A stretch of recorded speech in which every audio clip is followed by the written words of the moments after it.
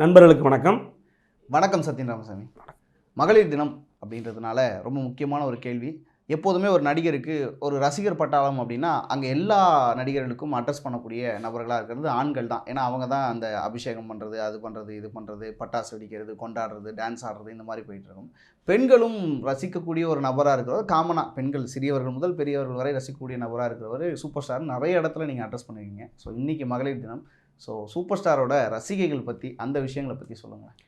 அதாவது super star ரசிகர்கள், ஆண் ரசிகர்கள் நீங்கள் சொன்ன மாதிரி எந்த அளவுக்கு வெறித்தனமாக இருப்போமோ அதற்கு ஈக்குவலாக இன்னும் அதுக்கும் ஒரு படி மேலே தான் அவருடைய பெண் ரசிகர்கள் வந்து வெறித்தனமாக இருப்பாங்க. அவங்களும் கட் அவுட்டுக்கு பால் ஊற்றுவாங்க.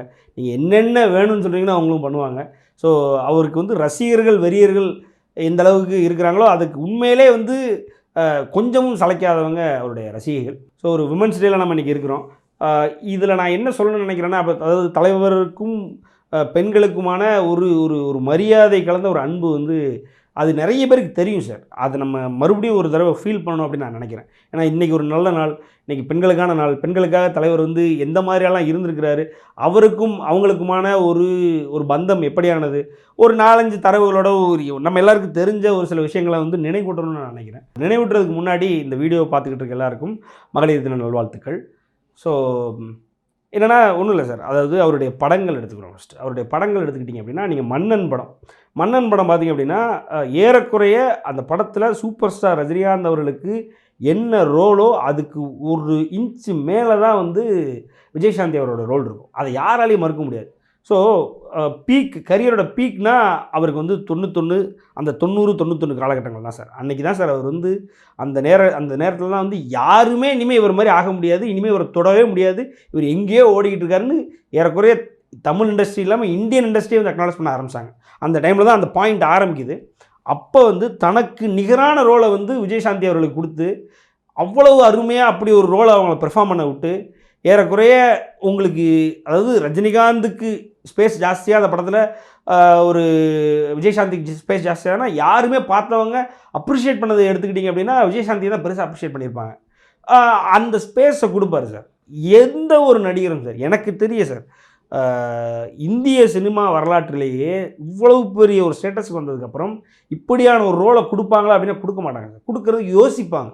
நான் என்னென்னா அதாவது கொடுக்கலாம், சரி ஓகே நம்ம கொடுக்குறோம் அப்படின்னா ஏதோ ஒன்று ஆயிடக்கூடாது, வைக்கக்கூடாது. ஒருவேளை அவங்க நம்மளை எடுத்து சாப்பிட்டாங்கன்னா, அவங்க நம்மளை தூக்கி சாப்பிட்டாங்கன்னா என்ன ஆகும், நம்ம பெருசாக தெரியாமல் போயிட்டோம் வச்சுட்டோம் அப்படின்ற மாதிரிலாம் இருந்தால் என்ன ஆகும் அப்படின்ற மாதிரிலாம் பயப்படுவாங்க. அதுவும் வந்து சக நடிகருக்கே கொடுக்க மாட்டாங்க. தான் பக்கத்தில் ஒரு பிரகாஷ்ராஜ் இருந்தால், ஒரு ரகுவரன் இருந்தாலும் பயப்படுவாங்க ஆட்டோமேட்டிக்காக. ஸோ ஆனால் இவர் வந்து ஒரு துணிச்சலாக ஒரு பெண்ணுக்கு இவ்வளவு ஒரு பெரிய வேடம் கொடுத்து நடிக்க வைப்போம் அப்படின்றது எல்லாருக்கும் வந்துடுறது. அவர் அழகாக நடிப்பார், தத்ரூபமாக இருக்கும். அந்த படம் பார்த்திங்க அப்படின்னா ஒரு கணவன் மனைவி இவ்வளவு டிஃப்ரெண்ட்டான ஒரு ஸ்கோப்போடு அந்த படம் வந்திருக்கு. அந்த படம் வந்து சும்மா ஹிட்டானா இல்லை, மிகப்பெரிய ஹிட்டு சார். அதாவது இண்டஸ்ட்ரி ஹிட்டுக்கு அடுத்த லெவல், அதாவது 1 இன்ச்சு கம்மி கீழே, அவ்வளவுதான் அப்படியான ஹிட்டு. சரி, அங்கேருந்து அப்படியே நம்ம கொஞ்சம் கடந்து வந்தோன்னா 99 படையப்பா.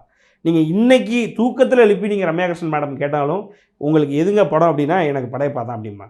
அப்புறம் பாகுபலி சொல்லலாம், ராஜமாதா, அது வந்து நம்ம குறைச்சி சொல்லிட முடியாது. ஸோ படையப்பா அவங்க எல்லா இடத்துலையும் பதிவு பண்ணியிருக்காங்க. படையப்பாவால் தான் நான் அப்படின்னு சொல்லி பதிவு பண்ணியிருக்கிறாங்க. அப்போ எப்படி சூப்பர் ஸ்டார் ரஜினிகாந்த் நான் பார்த்தனோ இப்போ நான் அப்படி தான் பார்த்துக்கிட்டு இருக்கேன் அப்படின்னு சொல்லிக்கிட்டே இருப்பாங்க. இன்னும் சொல்லப்போனால் ஒரு வீடியோ எனக்கு ஞாபகம் இருக்குது. அவங்கள பார்த்துட்டு வெளியில் வந்து தலைவரை பார்த்துட்டு வெளியில் வந்து நடுங்குவாங்க. அப்போ பார்க்கும்போது எனக்கு எப்படி இருந்து இப்போவும் அப்படி தான் இருக்குது அப்படின்ற மாதிரி நடுங்குவாங்க. ஆனால் அந்த ரோலை அந்த இடத்துல ஒரு நடிகரை வச்சு பார்க்க முடியுமானா பார்க்கவே முடியாது சார். அதே மாதிரி ஏன்னா அவங்களுக்குலாம் வந்து அதுதான் சார், ஒரு பெண்ணுக்கு இவ்வளோ பெரிய இடம் கொடுக்கணுமா அப்படின்ற ஒரு எண்ணம் வந்துடும். நடிப்பை விட்டுருவோமே, சரி நம்மளை நடித்து தூக்கி சாப்பிடுவாங்கன்ற பயத்தை விட்டுருவோமே, எதுக்கு ஒரு பெண்ணை சுற்றியான ஒரு இம்பார்ட்டன்ஸை கொடுத்து அப்படி எதுக்கு நம்ம ஒரு படத்தில் போய் நடிக்கணும்? நம்ம மாதம் நம்ம ஏதோ கெத்தா வந்தோமா, ஆடணுமா, நம்ம ஒரு 4 பஞ்சு அடித்தோமா, 2 ஃபைட்டை போட்டோமா, முடித்தோமா, அதே நேரத்தில் ஒரு இன்டர்வலில் கொடுத்தோமா, அப்படி கிளைமேக்ஸில் ஒரு சென்டிமெண்ட் போட்டோமா, வெளில போயிட்டோமே, இப்படியே தானே நீங்கள் பார்த்தீங்க அப்படின்னா எல்லா நடிகர்களும் பார்த்தீங்கன்னா இப்படி தான் ரோல்ஸ் சூஸ் பண்ணுவாங்க. ஆனால் ஒரு பெண்ணை மையப்படுத்தி ஒரு பெண்ணினுடைய அழகு, ஒரு பெண்ணினுடைய தைரியம், ஒரு பெண்ணினுடைய வீரம் இதெல்லாம் பேசுவோம் நம்ம. அதே நேரத்தில் ஒரு பெண்ணை எதிர்க்கிற மனநிலையை குளோரிஃபை பண்ணக்கூடிய எத்தனை ஆண்கள் இருக்காங்க. ஒரு பெண்ணு தன்னை எதிர்க்கிறா அப்படின்னாலே, ஒரு மனைவி தன்னை எதிர்க்கிறா அப்படின்னாலே வீட்டுக்கு கூட்டி போயிடுவாங்க, ரூமுக்கு கூட்டி போயிடுவாங்க, கூட்டு போய் உள்ளே வச்சு எல்லாத்தையும் பேசி முடிச்சா வெளில கூட்டுருவாங்க. வெளியில் துணிச்சலாக ஒரு பெண்ணை நான் எதிர்க்கிறேன், எதிர்த்து ஒரு பெண்ணை நான் எதிர்க்கிறேன் அப்படின்னாலே நான் வந்து குறைஞ்ச மாதிரி ஆயிரும். ஏன்னா ஒரு பொம்பளை கூட போய் சண்டை போட்டுக்கிட்டியா அப்படின்ற மாதிரி ஆயிரும். அப்படி கிடையாது. பெண்ணும் தனக்கு நிகரானவள் தான். அவள் கூட நம்ம வந்து சண்டை போட்டோம்னா அது வந்து அவளுக்கான மரியாதை, அவளுக்கான இடம், அவளுக்கான அந்தஸ்து நம்ம அந்த இடத்துல கொடுக்குறோம் அப்படின்றத நம்ம பார்க்குறோம். அதெல்லாம் கொடுத்து அப்படியான ஒரு ரோலை எடுத்து நடித்தவர் சூப்பர் ஸ்டார் ரஜினிகாந்த் அவர்கள். இன்றைக்கும் சொல்லுவாங்க. அப்படியே கொஞ்சம் ஒரு 5 வருஷம் தள்ளி வந்தோம் அப்படின்னா நீங்கள் சந்திரமுகி பார்த்தீங்க அப்படின்னா ஒரு பேட்டி எனக்கு இன்னும் ஞாபகம் இருக்குது. ஜோதிகா அவர்கள் கொடுத்த பேட்டி என்னென்னா, நான் இப்போ உள்ள நடிகர்களுக்கு சேலஞ்ச் பண்ணுறேன். சூர்யா உட்பட அவங்களுடைய ஹஸ்பண்டையும் சேர்த்துப்பாங்க. சூர்யா உட்பட இப்போ உள்ள நடிகர்கள் ரஜினி சார் அப்போ பண்ண அந்த ரோலை, ஒரு ஹீரோயின் சென்ட்ரிக் கதை, ஹீரோயினுடைய பேர் தான் படத்துக்கும், அப்படியான ஒரு கதை இன்றைக்கு உள்ள நடிகர்கள் நடிச்சிட்டாங்கன்னா நான் அவங்கள சேலஞ்ச் பண்ணுறேன் அப்படிம்பாங்க. அதுதான் உண்மை. நீங்கள் சந்திரமுகின்ற ஒரு பேரை அவ்வளோ அழகாக நீங்கள் கொடுத்து, அவர் பார்த்தீங்கன்னா கிட்டத்தட்ட கேமியா தான் சார் அந்த படத்தில்.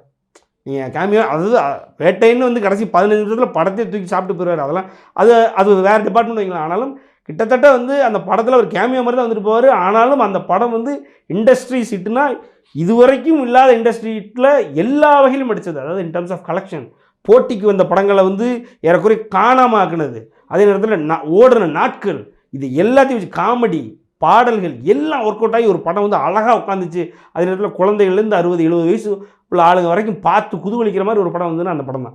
ஸோ அப்படியான படத்தில் ஒரு ஹீரோயினுக்கான இம்பார்ட்டன்ஸ், எவ்வளோ பெரிய இம்பார்ட்டன்ஸ் கொடுத்துருப்பார். அதில் அவ்வளோ அழகாக அவங்களும் நடித்து அவங்களுக்கும் ஒரு பேர் சொல்லக்கூடிய படம்னா எத்தனை படங்கள் இருந்தாலும் அது ஒரு முக்கியமான படம். அப்படியான இம்பார்ட்டன்ஸ் கொடுத்து நடிக்கிறவர். படங்களில் வந்து பெண்களை க்ளோரிஃபை பண்ணதே ரஜினிகாந்த் அவர்கள் தான். அம்மாவென்று அழைக்காத பாடல் மாதிரி இது வரைக்கும் ஏதாவது முன்னே பாடல் வந்திருக்கா? தளபதியில் வந்து அம்மா பாடல் மாதிரி முன்னே பாடல் வந்திருக்கா அப்படின்னா எனக்கு தெரியல. வந்திருக்கு சார், நிறைய வந்திருக்கு. ஆனாலும் ஒரு கமர்ஷியலி இவ்வளவு டாப் ஹீரோ கொடுத்த பாடல்கள் இருக்குது அப்படின்னா பெருசாக இல்லை. அஜித் அவர்களுக்கெல்லாம் வரல, நல்ல பாடல்கள் இருக்குது. ஆனாலும் ஒரு எபிடோம் அப்படின்னா அம்மாவென்று அழைக்காத பாடல் தான். இன்றைக்கி வந்து கோவிலில் ஒரு கல்லில் அம்மாவென்று அழைக்காத பாடலை வந்து செதுக்கி இருக்கிறாங்க. அதுதான் அந்த பாடலுக்கான இம்பார்ட்டன்ஸ். ஸோ என்றைக்குமே பெண்களை அந்த அளவுக்கு மரியாதை கொடுத்து தன்னுடைய படங்களை பெருசாக காமிச்சிருக்காரு சூப்பர் ஸ்டார் ரஜினிகாந்த் அவர்கள். அதே நேரத்தில் நீங்கள் அரசியல் எடுத்துக்கோங்க. நீங்கள் ஜெயலலிதா அவர்களை வந்து அவர் துணிச்சலாக எதிர்த்தார். அவங்க சிஎம்மாக இருக்கும்போது என்ன வேணாலும் பண்ணிங்கன்னா துணிச்சலாக எதிர்த்தார் அப்படிம்பாங்க. நீங்கள் எதிர்த்தார் அப்படின்னாலுமே ஒரு கட்டத்தில் அவரோட தைரியத்தை பாராட்டி தைரியசாலின்னு பேசினார். ஒரு தவறு பண்ணுறாங்க அப்படிங்கும்போது அந்த தவறை சுட்டி காட்டினார். அவர் ஒதுங்கியிருக்கலாம். ஒரு பொம்பளை கூட என்னடா நம்ம ஃபைட் பண்ணுறது. நீங்கள் 96 எலெக்ஷனில் வந்து திருப்பி போட்டு அதிமுக கிட்டத்தட்ட அதிமுக அதுக்கு முன்னாடி அப்படி தோற்றதில்லை, அதுக்கப்புறமா அப்படி தோற்றதில்லை. அந்த குறிப்பிட்ட எம்ஜிஆர் அவர்கள் இறந்ததுக்கப்புறம் வந்து 2 அணியாக பிரியும் பொழுது ஒரு தோல்வி இருந்தது. அந்த தோல்விக்கான காரணம் வந்து 2 அணியாக பிரியறதுக்கான ஒரு காரணம். அந்த காரணத்தை பயன்படுத்தி கலைஞர் அவர்கள் ஜெயிச்சார். அதுக்கப்புறம் ஜெயலலிதா அவர்கள் ஒரு பெருவாரியான வெற்றி. அதுக்கப்புறம் 96 எலெக்ஷனில் கிட்டத்தட்ட அதிமுக தோன்ற மாதிரி அதுக்கு முன்னாடியும் தோக்கல, அதுக்கப்புறம் தோக்கல. அது காரணமே சூப்பர் ஸ்டார் ரஜினிகாந்த் அவர்கள் தான் அப்படின்னு கலைஞர் பதிவு பண்ணுறாரு, ஜிகே மூப்பனார் அவர்கள் பதிவு பண்ணுறாரு. ஸோ இப்படியான ஒரு வெற்றியை தலைவர் ரஜினிகாந்த் அவர்களால் கொடுக்க முடியுங்கும் பொழுது அவங்கள எப்படி வேணாலும் டீல் பண்ணிக்கலாம். என்ன ஒரு பொம்பளை கூட அப்படின்ற மாதிரி அவங்கள என்றைக்குமே வந்து கேவலமாகவோ இல்லை ஒரு ஒரு ஒரு ஒரு அழிச்சாட்டியமாகவோ ஒரு அசால்ட்டாகவோலாம் பேச மாட்டார் சார். பேசும் பொழுதே ஒரு வீடியோ இருக்குது, நிறைய பேர் பார்த்துருப்பீங்க. அந்த வீடியோவில் பார்த்திங்க அப்படின்னா, நான் வந்து இங்கே பிளாக்கில் பணம் வாங்கியிருக்கிறேன், ஒயிட்லேயும் பணம் வாங்கியிருக்கிறேன். நான் அதாவது தான் வந்து பிளாக்கில் பணம் வாங்கினது கூட ஓப்பனாக பேசுவார். சரி, அது அவருடைய இது வைக்கலாம். அதே நேரத்தில் அந்த அம்மா அப்படின்னு அவங்கள சொல்லும் பொழுது அவங்களுக்கான அந்த டியூ ரெஸ்பெக்டை கொடுப்பார் சார். அவர் எப்பயுமே வந்து அவங்கள என்றைக்குமே களங்கப்படுத்தி கொச்சப்படுத்திலாம் பேசினதில்லை. ஒரு பெண்ணுன்றதுனால ஒரு அசால்ட்டாக பேசணுன்றதெல்லாம் இல்லை. அதுக்கப்புறம் அவங்களுடைய தைரியத்தை பார்த்துக்கிட்டே வராரு. எவ்வளோதான் நடந்தாலும் அந்த அம்மா தைரியமாக வந்து நிற்கிதுன்னு ஒரு இடத்துல தைரியசாலின்னு பதிவு பண்ணுறாரு. ஸோ அரசியல்லையும் அவர் வந்து ஒரு பெண்ணை எதிர்க்கணும்னு ஒரு ஆண் நினைக்கிறான் அப்படின்னாலே அந்த பெண் வந்து எவ்வளோ பெரிய இடத்துல போகிறா. அதுதான் சார், அது எல்லாருக்கும் வந்துடாது அந்த மனநிலை. ஒரு பெண்ணை ஏதாவது ஒரு வகையான ஒரு ஒரு கோழைத்தனமான தாக்குதலாம் நடத்துவாங்க. ஏதோ ஒரு பிளாக்மெயில் பண்ணுறது, அது பண்ணுறது, இது பண்ணுறது, வேறு அசிங்கமாக பண்ணுறது, அந்த மாதிரி தான் போவாங்களே ஒழிய ஒரு நேருக்கு நேராக சபையில் வந்து எல்லாரும் முன்னாடி ஆமாம் அப்படின்றது யாரும் பேச மாட்டாங்க. அதே நேரத்தில் பார்த்திங்க அப்படின்னா கொஞ்ச நாளைக்கு அப்புறம் பதிவு பண்ணுறாரு, அதாவது அம்மாவுடைய இறப்புக்கு அப்புறம் பதிவு பண்ணுறாரு, எனக்கும் அவங்களுக்குமான ஒரு கசப்பான சம்பவங்கள் நிறைய இருந்திருக்கு, நான் அப்போல்லாம் அதை பற்றி நினச்சி பார்த்துருக்குறேன்.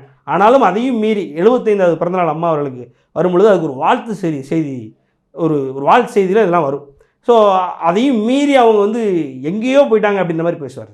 ஸோ அரசியலையும் அப்படி தான். அவங்க எதிர்த்த ஒரு பெண், அந்த பெண்ணை மிகப்பெரிய ஆளை ஆக்கி விட்டதே கிட்டத்தட்ட ரஜினிகாந்த் எதிர்க்கிறார் அப்படின்றதுக்கப்புறம் தான் ஜெயலலிதா அவர்களுடைய ப்ரெசன்ஸே பெருசாச்சு, ரொம்ப பெருசாச்சு.